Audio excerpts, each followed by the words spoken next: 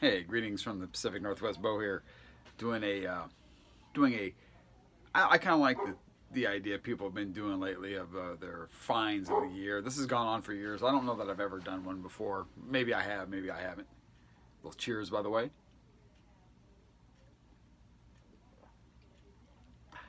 Coffee. Coffee's always good for you. Coffee's good for breakfast. Anyhow, so these are my top 10 finds of the year. Got some new vinyl finds also.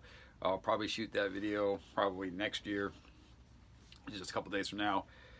Seahawks played today, but the game's actually kind of meaningless.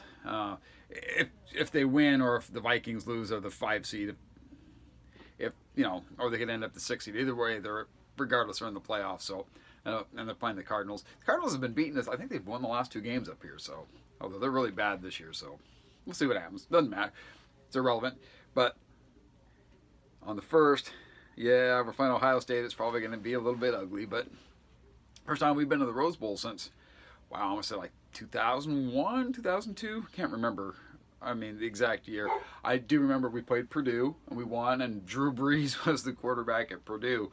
Our quarterback was a guy named Marcus Tuiasosopo, who's playing careers.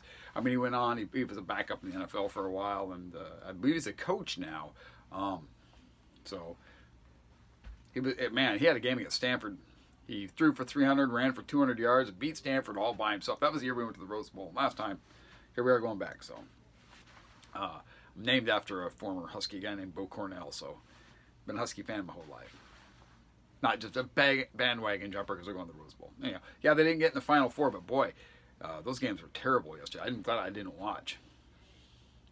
It was in Vancouver watching my nephew play a high school basketball game instead. It's a long drive from here. It's a couple hours. Vancouver, not Canada, which is north. Vancouver, Washington, which is south. It's down by Portland. It's the Columbia River basically separates Vancouver from Portland. Essentially what happens. So a couple hours from here. It's actually further to go that way than it is to go to Seattle. Anyhow, you're here not to listen to me talk about sports. Vinyl finds, right? Okay. I don't know anything about sports. If I knew anything about sports, I'd be a prognosticator on TV or something. It's cold. It's cold to me. It's actually like almost 50 degrees outside, but getting a little chilly. Anyhow, these are my top 10 finds of the year. The heat's running too, but still I'm cold. We're going to start off. I made a trip this year. Went out to Pittsburgh. Stayed with Glass Orchid Aftermath, Mark Ditch, and his lovely wife Sam, and had a great trip. And so it's as good a place as any to start. When he picked me up at the airport, he had a CD of this playing, and he was like, "Hey, you know, do you have this, or are you familiar with this?" And what it is, it's Delaney and Bonnie and Friends Motel Shot. I didn't, you know, Delaney and Bonnie, I didn't have any of their stuff. They were, you know, just people that had a hit or two, and you know, Eric Clapton played on an album with them. It was not, you know. This, man, this is really good. This is just them and some friends hanging out at a hotel. Listen to some of these artists that play on this, man. There's Dwayne Allman, Leon Russell, Graham Parsons plays on it, Bobby Whitlock plays on it. I mean, there's some names that play on this, and it's just them just jamming. It's good stuff. He was excited, and he's like, "Man, we got to find this for you." And I'm glad he did. I'm glad he turned me on to this. This is a great record. This is my number 10 find of the year. My number 9 find of the year also comes via Mark Ditch, although it was inspiration more. He played some Al Stewart for me. He's like, I'm like, yeah, Al Stewart, you know. And this would be for Chris Brzezinski's last Dixieland Farm. Last time I talked about it, time passage just slipped my mind. All I could think of was Year of the Cat. And, you know, stuff I remember riding around the car in the 70s with my parents listening to AM stuff. So wasn't that impressed, but he's like, you guys check this out. And he had the first couple records from this guy, Al Stewart, of course, who was what we were talking about. But he's like, hey, man, look who's playing on this. And it's got Jimmy Page from his session days. So we found there's a greatest hits. It's early Al Stewart that's got his first couple records on there that we got in Pittsburgh. But I had to have an original like Mark did. This is an original of his first U.S. release, which is either his second or third album. I'm not sure, but This is great, great music. Mark, thanks for turning me on to that as well. Like I said, got that greatest hits, but you know, I just had to have that. Another benefactor for me this year was my good friend Adam at Rainy Day Records. Adam was parting with some of his personal collection on and off throughout the year, and occasionally he would, you know, because there's a lot of people that go there, and you know, everybody wants a deal. Everybody wants a deal. Everybody wants to, you know, think of themselves as the, hey, he's thought of me with this, so he tries to spread it around. But so this is one thing he mentioned. Hey, maybe you'd be interested in this, and this is very cool. This is the Beau Brummels. This is, I think this is their last album, or is it second to last? Bradley's Barn. This is a complete departure for them. They had more of a, they almost sound like an English band, Mersey beat kind of stuff when they first started up with Laugh Laugh and their hits. This is more like the Byrds, Sweetheart of the Rodeo. This is country rock. This is outstanding. This is folk rock. This is an excellent, excellent record. Not one you find in the wild very much also. When he made this available to me, I certainly snatched it up. So that would be, that's number 8, I guess. So number 7 is another one that I got from Adam. Though I got this at the record show from his collection he was selling. And this is nice. This is like an Iron Man. It's done the shrink. This is the 50-foot hose. This is psych. It's electronic psych. It's weird. It's good, but it's good though. This is deep. This is deep kind of psych stuff. So if you're just kind of getting into psychedelic music, not a good starting point. But this is the 50-foot hose Cauldron. So he hooked me up with that.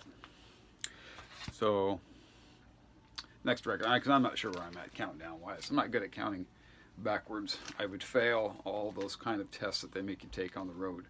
This is another good friend of mine, Matt Sands, of some BCLT that he sent me. This is the Blue Things. He knows I've been looking for this record forever.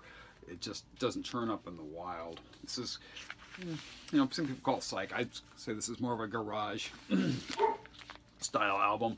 Very similar feel to, say, like the Standells, at least in my opinion.